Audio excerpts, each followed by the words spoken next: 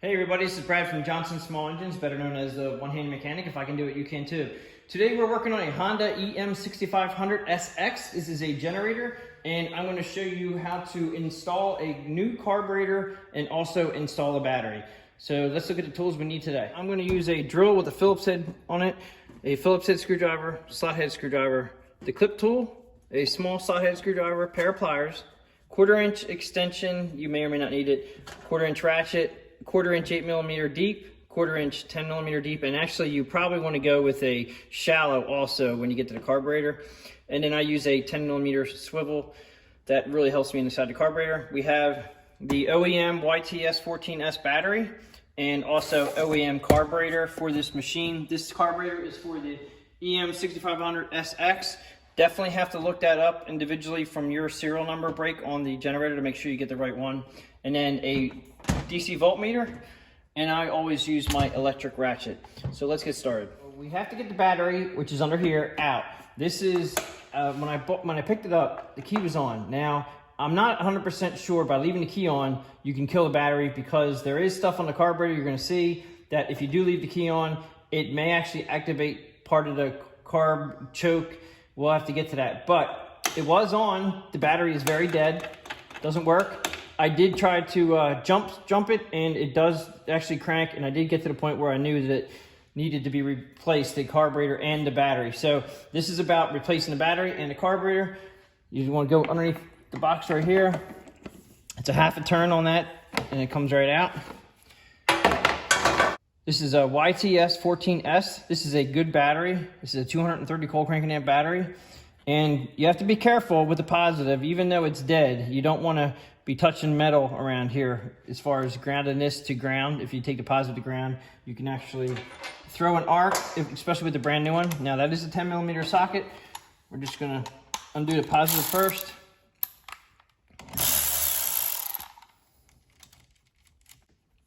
Get this out of the way. This one off. It does have a strap holding it down. And I'm just gonna go behind here. You can see how there's a little, it's like it's made for your fingers right here. And then when you put the battery back in, you're just gonna loop it down underneath like that. Like so, right there. Okay, so we take it out, take that strap up out of the way. And the battery should come out the front. Now there's a little lip here, so you gotta be careful about this little lip right here. So you're gonna tilt it, and it should slide right out. Looks like the strap came out with it. Now I did go OEM on the battery. I know you guys out there, a lot of people will buy an aftermarket battery, and this is made by USA or YUASA. That is what Honda actually uses. All right, so I just wanted to make sure I got the exact same battery. It is important that they give you the hardware right here, it looks like, right here. And it also says on this, it is important that you get the correct battery for the generator, especially one like this where it has electronics involved as far as the carburetor. You're gonna see that in a minute. But the it says right here, this battery is filled with acid if the stabilized open circuit voltage below is below 12.4 volts. This needs charging. I checked this, it's about 12.75 volts, so it's good. And sometimes you can actually slow charge them before you put them in. I gotta get this little package open right here. Okay, so that little package that came with it was the bolts and the backing nuts that hold this in. So the backing nuts will slide in like so. We'll put the other one in like that. And go ahead and slide this down in here.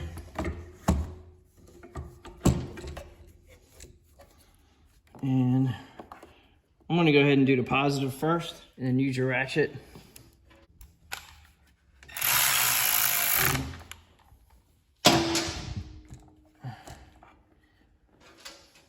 Negative. Now, I did forget the strap. You can just feed it through the back here, underneath the negative cable and the positive cable. Clip it on over on this side. You gotta clip it on under here, just like this. Clip it there, and then you go around to the other side.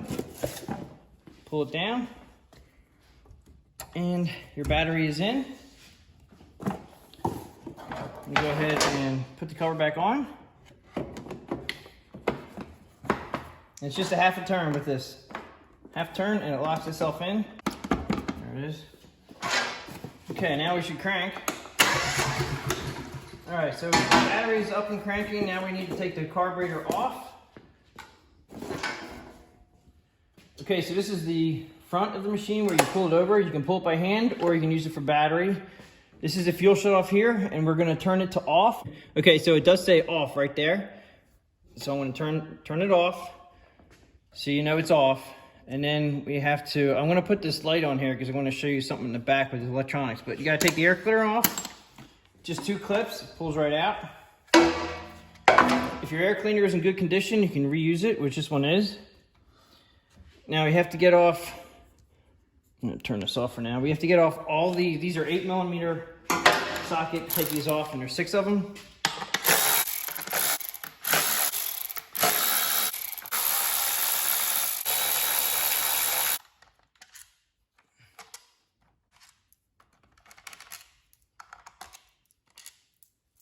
And there's a 10mm on the bottom, 10mm socket to take this off. We do, I'm gonna leave that on just so I can show you over here.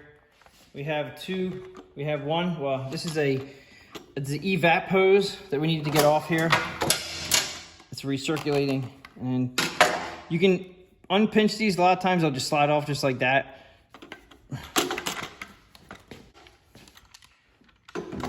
Okay, so we're getting a bit closer to the carburetor. Now this has clips back in here. I'm not sure if this light's gonna help you at all.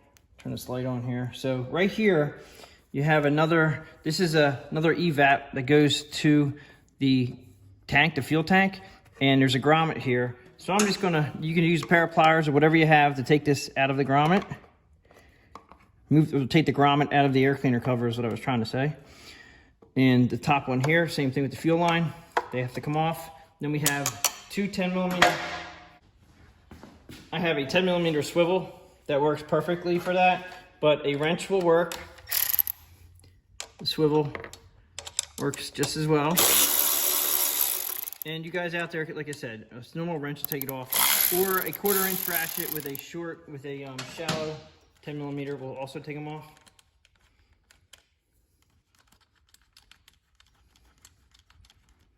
And we do have over here this is for the evap for the valve cover right here, breather. This goes from the air cleaner to the valve cover and the breather line, and that has to come off. You can pull that off like so. I would also suggest when you're working on these things, go ahead, since it's here, just take the spark plug boot off the spark plug so there's no chance this thing will start. I'm gonna go ahead and take this off now. Put this aside. All right, so now we have the carburetor, and it looks very different. Now, if you can see inside here, inside the throat of the carburetor, you can see the gum varnish. I'm not sure if you can see it or not on camera, but it's like a gummy varnish right there. This carburetor is junked up, believe it or not, and it doesn't even look old. This machine has never been used other than a few times from what the customer tells me. And yeah, so we gotta get it off. So now the fuel is off, and we're gonna take the fuel line off here. You're gonna need a pair of pliers. Slide this off. Use my clip remover tool, like I always use it. Takes it right off. Now, there's gonna be a little bit of fuel probably dripping. All right, just make sure you have something to catch that. If you're sensitive to the fuel, you may wanna use gloves. Now, Honda has a very nice gasket. This is actually metal, and if it's in good condition, and they have a little bit of rubber on one side and rubber on the other side, but this is actually metal. So this will be, you can reuse this again. Now, I wish there was smell-o-vision because you can smell the bad gas reeking from this machine already. Now, you would think it would be easy and just pull the carburetor off. Well, guess what?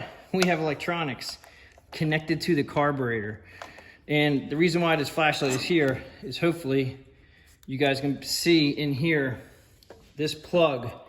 It's gonna be kind of tricky, but on top of the plug, there's a pin that you push down, all right? And you can push down manually by hand, and it should slide right off. So this, right here in the back, just push down on that, and when you put it back on, it'll just clip back in, like that. So you just push down that pin, Pull it out. That takes one off. Now we have another one in the back. Now this one in the back is the same way, but it's a little harder to get to with your fingers. So I'm actually going to use a pair of pliers. Move this plug out of the way. I'm going to try to just grab the back of it to push it down, and then it'll unplug just like so. All right. Hopefully this one won't all be corroded for you guys, or any kind of it being outside in the weather. Sometimes those plugs get a little corroded, but now you should be able to just pull this off.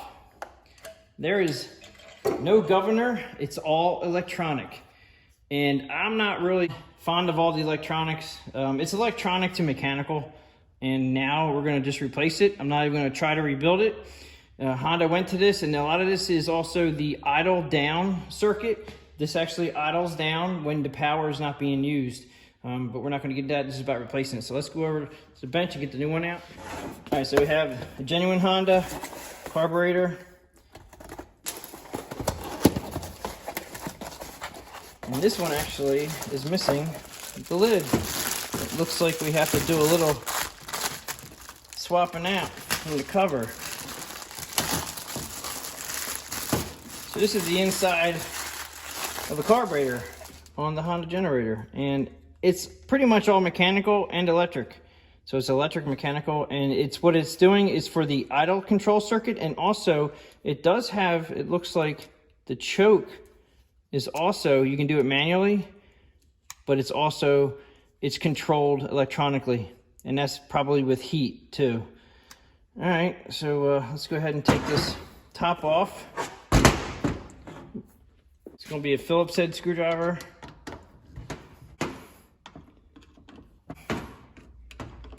The new carburetor, just like the other one is, like so. And when you take this off, you can obviously see this plug is this plug here. So we just have to disconnect this one. It looks like it's going to be the same thing. We have a small plug that you push in, and it should pop, hopefully come out. Just like so. So this is electric right here.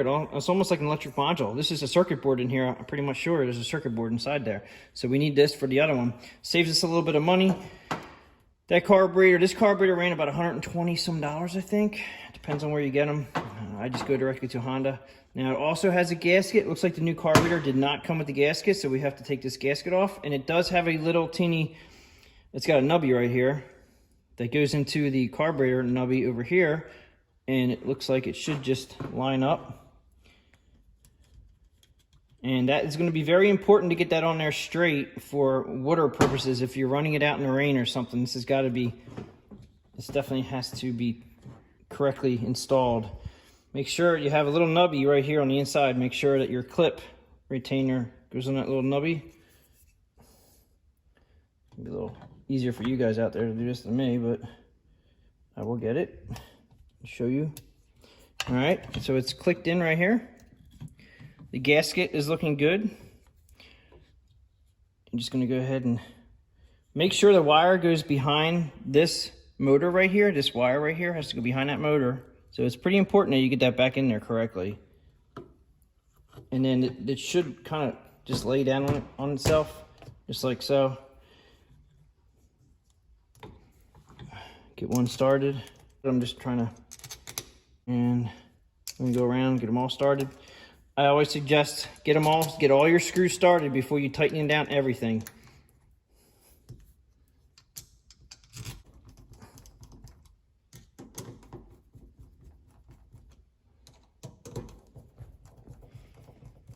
Okay, I'm just going to go ahead and zip through this to the end. Okay, so it's all tight, and just make sure you take a look around, make sure the gasket is not pinched anywhere. It all looks good right there. And so let's go ahead and put the carburetor on. All right, so at this point, what I would do is definitely recommend, now this is such a new gasket. I mean, this thing has hardly been run. I would definitely recommend, if you can get a gasket, go ahead and put a new gasket on here. Now, I'm also going to flush the fuel line through. When the carburetors go bad, the line right here will be full of fuel, and inside the carburetor is full of fuel. That's what usually goes bad inside the carburetor, and it sits. Now, what I like to do is I like to just flush some fuel through the line, and right here. if you have a very bad odor of fuel, coming out of here, like turpentine, don't use it. Get rid of the gas in the gas tank and just refresh. Okay, so we're gonna put the carburetor back on. Okay, so we're just gonna go ahead and push it all the way in. And then we have to get the plug in the back on first.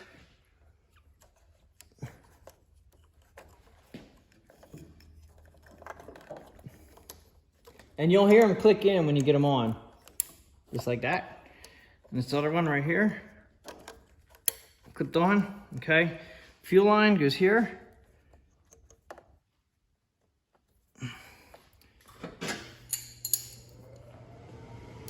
There goes my heater. It's gonna get a little loud in here.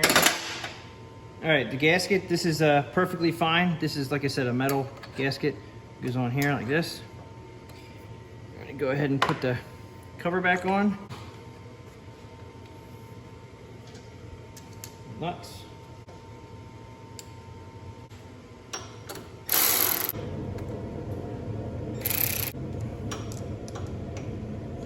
Then you have to have your hose back up here to your valve cover. And that doesn't even have a clamp on it. It's just, that's how it is from the factory. Okay, so we have to get the fuel line grommet back in its place right here. All right, and the other one, air tube right here. Just try to get them as close as you can to original. It just helps with vibration. That's why I do it. Honda is really good that way. They really set up their machine nice. Okay. To get these done for you.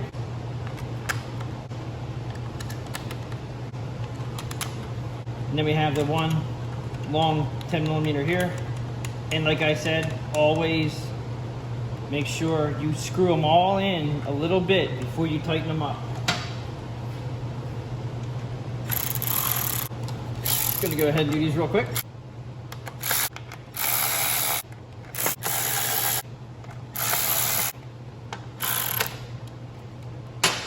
Okay, this is all tight. We're gonna go ahead and put the air filter back on. Now this air filter is in good shape. All right, nothing wrong with it at all. This also has a inner gasket inside here that looks very good. Like I said, this one has not been used very much. The way you put the air cleaner on is that you have these two little nubbies right here. There's one here and one here, and they actually go into the side of the air cleaner cover right here. It folds over, and then you have your clips. Okay. Go ahead and turn the fuel on. Now I'm going to see if, when you start this up, by turning the key on, if the power from the battery has any effect on the carburetor by listening to it. Okay, I do not think it does. I was concerned we needed a good battery to operate this stuff up here, but I don't think that's the case. Now when you start it, you do have a manual choke on this side right here.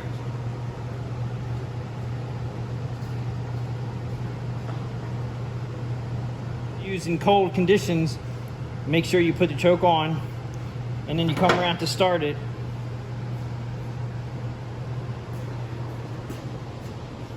You have your auto throttle. A lot of people leave the auto throttle on when you start it, and what that'll do is that'll try to bring the machine down to idle when you start it. I like to just turn it off, let it come up to high speed. I know it's not the greatest thing in the world, but if you're in 20-degree weather, it probably won't idle because the engine has to get warmed up. So you need that little extra boost. It's like a high circuit on a newer car, that they automatically come up to a high speed when they're when they're cold. So I'm gonna leave this off. We have the key to start here. You can either have your circuit breaker on and off. I'm gonna leave it off. And this is set to 122/40 right now. But as far as starting it up, we're gonna go ahead and start it up. And then once it starts up, I'm gonna take the choke off. All right.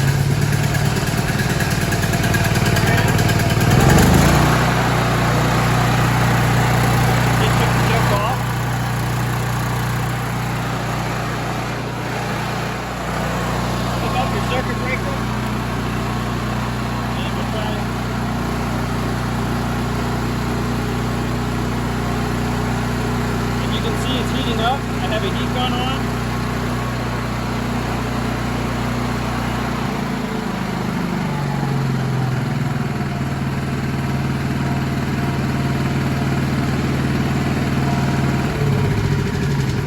So that pretty much sums it up for how to replace the battery and the carburetor on a Honda EM6500SX. If you guys have any questions or comments, please leave them below. Please subscribe, tell your friends about my channel, and I will catch you guys on the next one.